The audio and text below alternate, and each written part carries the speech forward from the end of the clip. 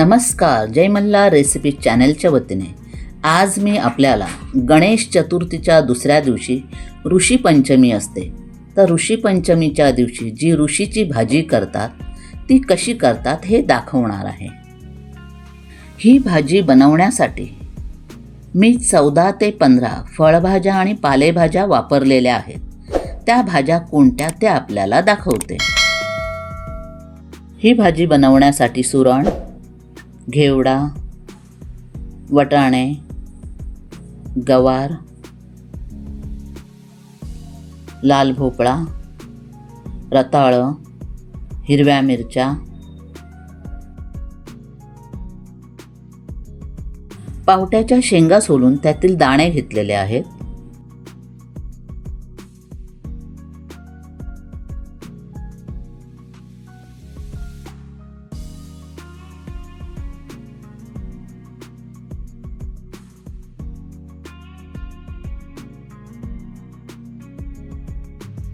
घेवडा स्वच्छ धुवून त्याच्या दोन्ही टोकांचे दोरं काढून त्याचे छोटे छोटे तुकडे करून घेणार आहे.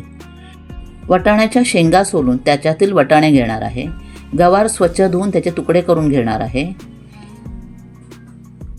सुरण धुवून तासून त्याचे तुकडे करून घेणार आहे. रताळ उकडून घेणार आहे. लाल भोपळा स्वच्छ धुवून त्याचे तुकडे करून घेणार आहे. पावसाळ्यात एकदा तरी कवळा ही रानभाजी खावी म्हणून त्याची एक जुडी आणलेली आहे.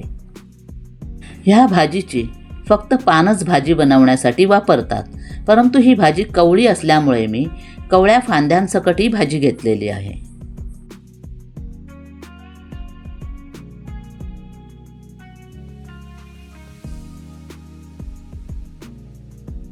ह्या भाजीची पानं चिंचेच्या पानासारखी असतात.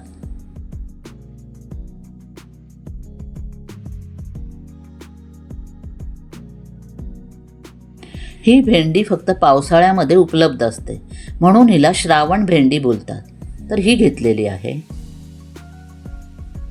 आणि भाजीमध्ये घालण्यासाठी आंबाडे घेतलेले आहेत.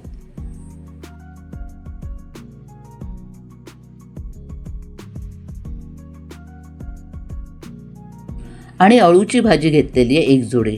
हिला कोकणी भाषेमध्ये तेर म्हणतात.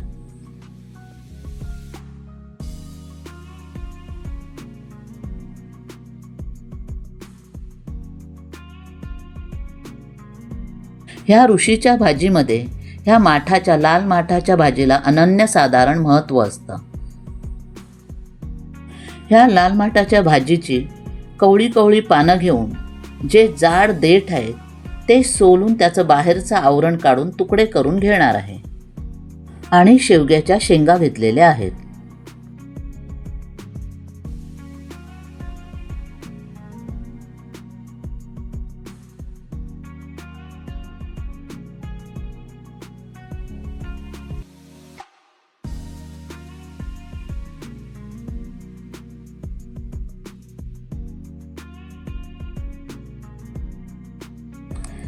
पावट्याचे दाणे स्वच्छ धुवून घेतलेले आहेत. हिरवे वटाणे स्वच्छ धुवून घेतलेले आहेत. घेवड्याच्या शेंगा स्वच्छ धुवून तुकडे करून घेतलेले आहेत. तसेच गवार स्वच्छ धुवून तुकडे करून घेतलेले आहे. अळूची पानं धुवून स्वच्छ करून घेतलेली आहेत. ही भाजी कापण्या अगोदर मी हाताला तेल लावून घेत आहे, कारण ह्या भाजीला खाज असते. जर तुमच्याकडे कोकमाचा आगळ असेल तर तो तुम्ही हाताला लावू शकता. सर्वात अगोदर ह्या भाजीची पानं आणि देठ वेगळे करून घेत आहे. अळूचे देठे अशा प्रकारे सोलून घेत आहे.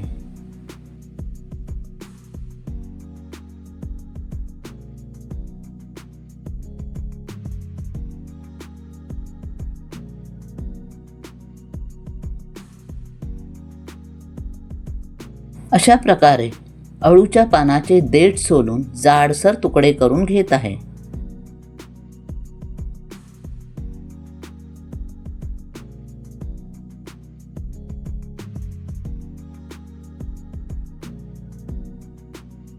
अळूचे देठ जाडसर चिरलेले होते ते मी आता बारीक करून घेतलेले आहेत.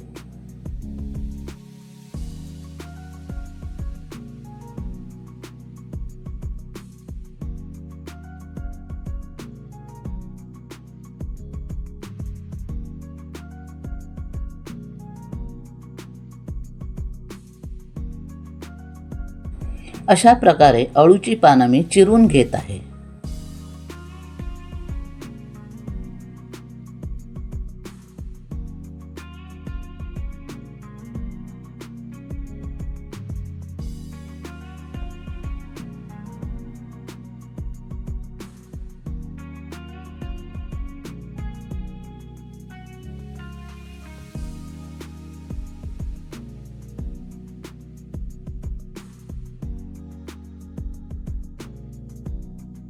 अशा प्रकारे अळूची पानं आणि देठ बारीक चिरून घेतलेले आहेत.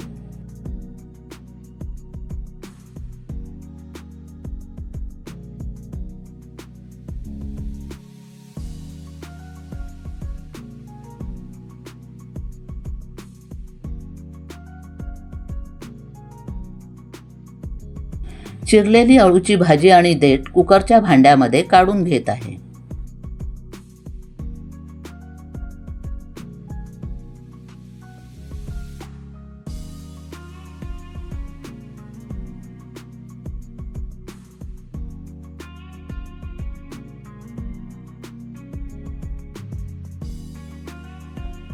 एका भांड्यामध्ये सुरणाचे तुकडे करून घेतलेले आहेत.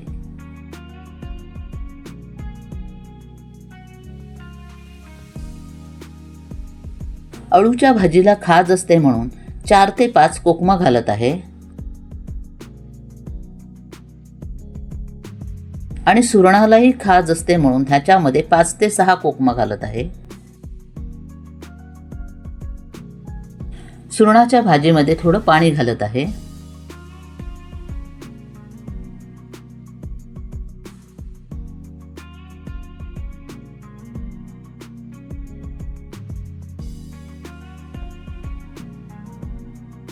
आणि अळूच्या भाजीमध्येही थोडं पाणी घालत आहे. ह्या भाजीमध्ये घालण्यासाठी 1 वाटी शेंगदाणे 2 तास अगोदर पाण्यात भिजत ठेवलेले होते. हे भिजलेले शेंगदाणे स्वच्छ धुवून त्याच्यामध्ये अर्धा चमचा मीठ घालते. ह्या शेंगदाण्यांमध्ये अर्धा वाटी पाणी घातलेलं आहे.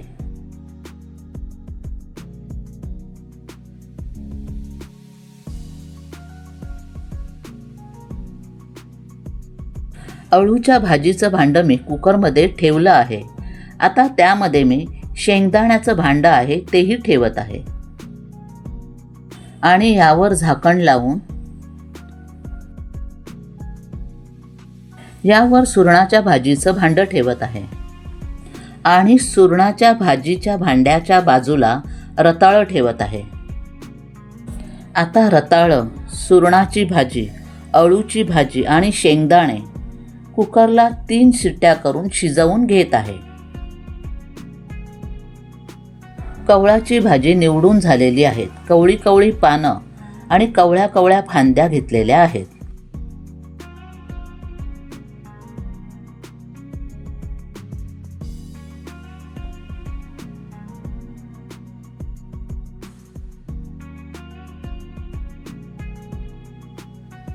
लाल भोपळ्याचे मोठे तुकडे करून घेतलेले आहेत.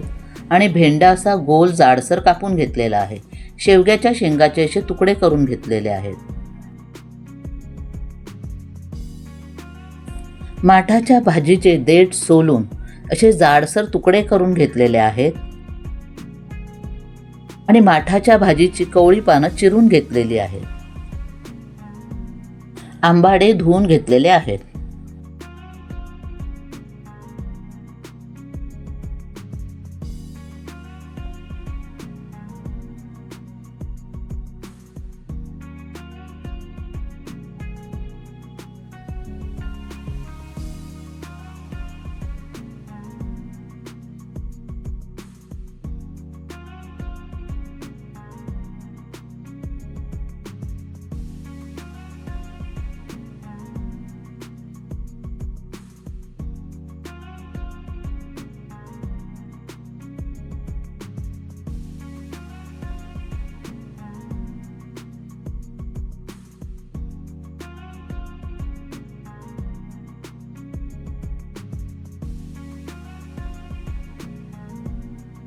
आता ही भाजी आपण तयार करायला सुरुवात करूया. गॅस चालू करून गॅसवर कढई गरम करत ठेवलेली आहे. तर ह्या कढईमध्ये 2 मोठे चमचे तूप घेतलेलं आहे.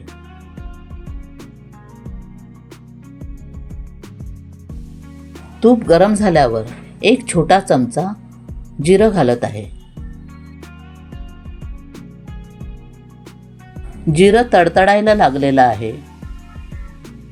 तर यामध्ये लाल भोपळा, शेवग्याच्या शेंगा आणि भेंडी घालून नीट परतून घेत आहे.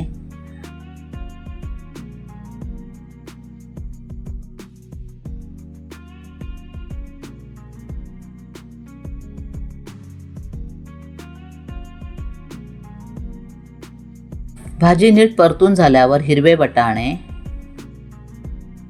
पावटा,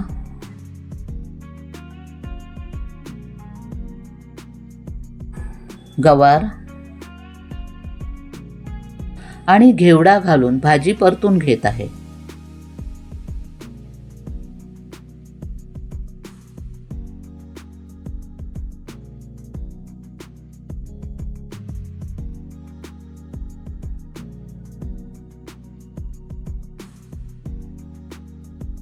भाजी नीट परतून झाल्यावर माठाचे देठ, आंबाडे, माठाच्या भाजीचा चिरलेला पाला आणि कवळाची भाजी घालून सर्व भाज्या नीट परतून घेत आहे.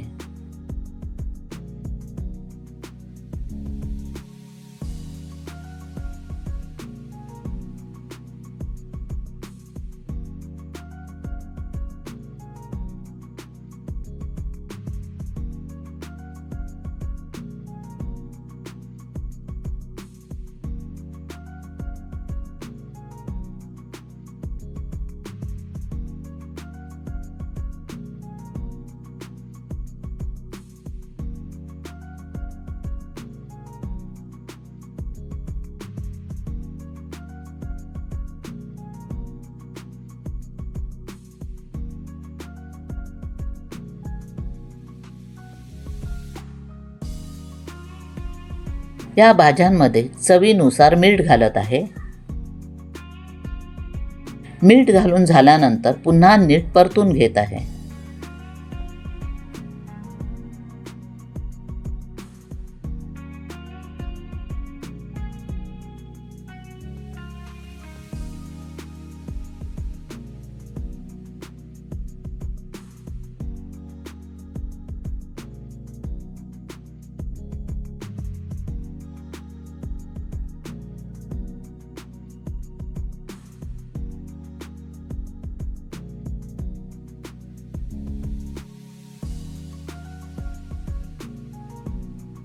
ही भाजी परतून झाल्यानंतर ही भाजी वाफेवर शिजण्यासाठी कढईवर ताट ठेवत आहे आणि ताटामध्ये 1 पेला पाणी घालून मंद आचेवर शिजण्यासाठी ठेवत आहे.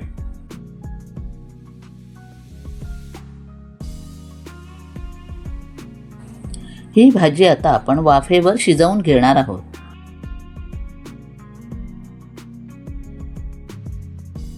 ताटावरचं पाणी उकळलेलं आहे, त्याला छानपैकी वाफा यायला लागलेल्या आहेत. तर हे ताट मी बाजूला करत आहे.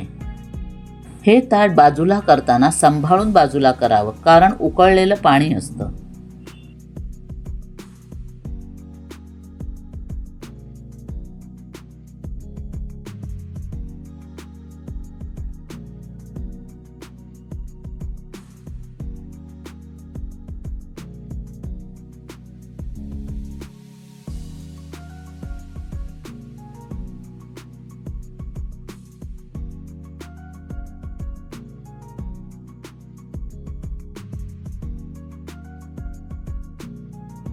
ह्या भाजीतील शेवग्याच्या शेंगा शिजलेल्या नाहीत, म्हणून मी पुन्हा वाफेवर शिजण्यासाठी ठेवत आहे. 3 शिट्ट्या झाल्यानंतर गॅस बंद करून कुकर थंड करण्यासाठी ठेवलेला होता. तर कुकरचं झाकण उघडून मी त्यातील भाज्या बाहेर काढत आहे. सुरणाची भाजी छानपैकी शिजलेली आहे.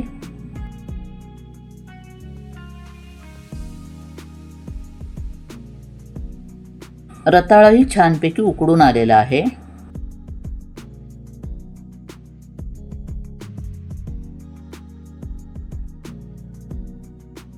शेंगदाणे छानपैकी शिजलेले आहेत.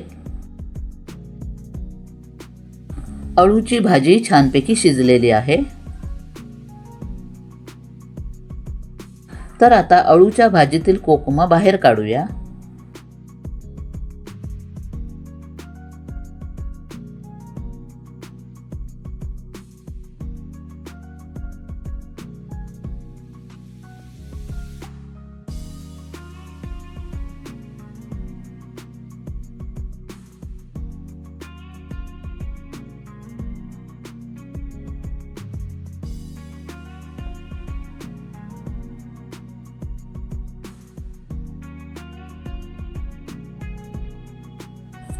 सुरणाच्या भाजीतीलही कोकमा बाहेर काढत आहे. भाजीवरील ताट बाजूला करत आहे.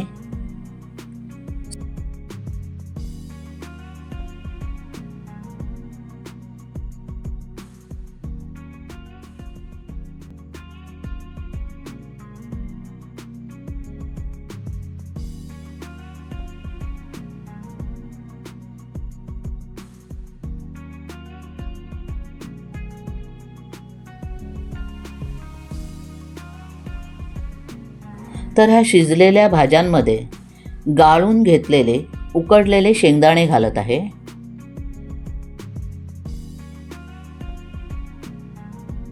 आता ह्या भाजीमध्ये सुरणाच्या भाजीचे तुकडे गाळून घालत आहे आणि रताळ्याचे तुकडे करून घेतलेले आहेत तेही घालत आहे.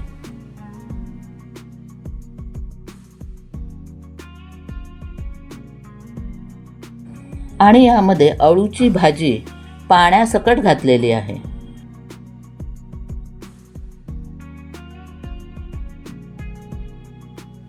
आता ह्या सर्व भाज्या मी एकत्र ढवळून घेत आहे.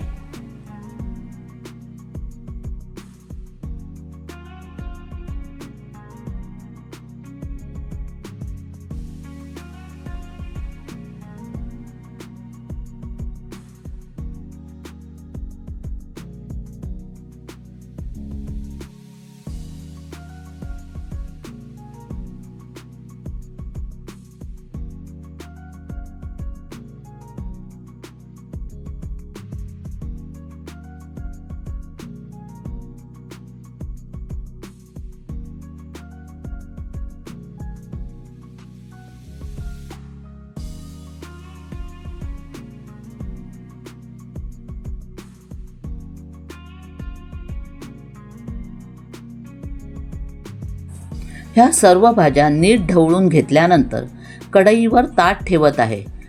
भाजीमध्ये पाणी असल्यामुळे ताटामध्ये पाणी ठेवणार नाही आणि मंद आचेवर शिजण्यासाठी ठेवून देत आहे.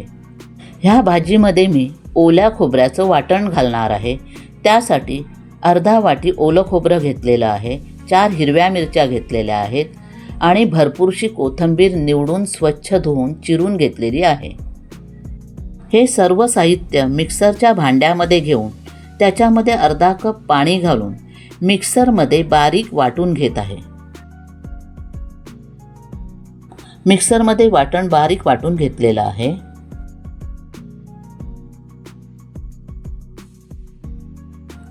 थोड्या वेळाने कढईवरील ताट बाजूला करत आहे.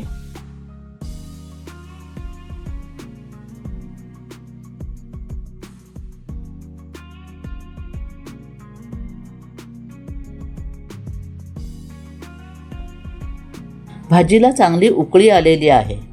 तर आता यामध्ये मिक्सरमध्ये बारीक वाटून घेतलेलं ओल्या खोबऱ्याचं वाटण घालत आहे.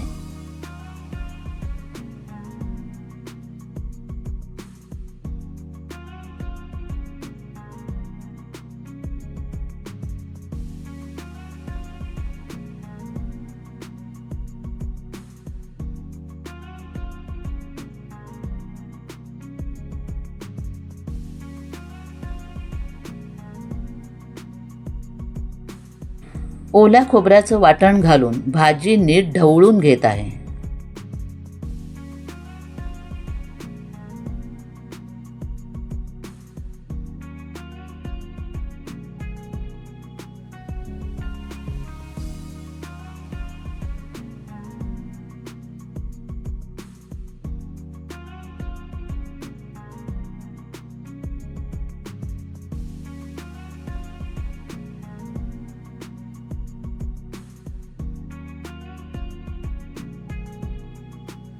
ओल्या खोबऱ्याचं वाटण भाजीमध्ये एकजीव केल्यानंतर पुन्हा एकदा कढईवर झाकण ठेवून मंद आचेवर भाजी शिजण्यासाठी ठेवत आहे.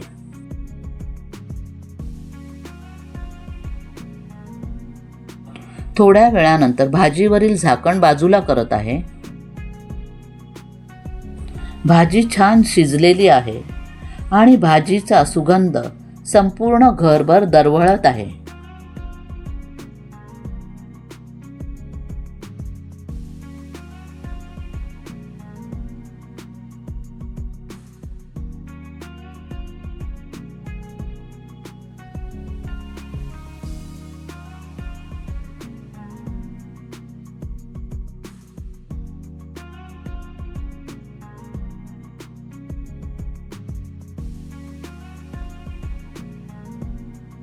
रुचकर आणि स्वादिष्ट अशी ऋषीची भाजी तयार झालेली आहे.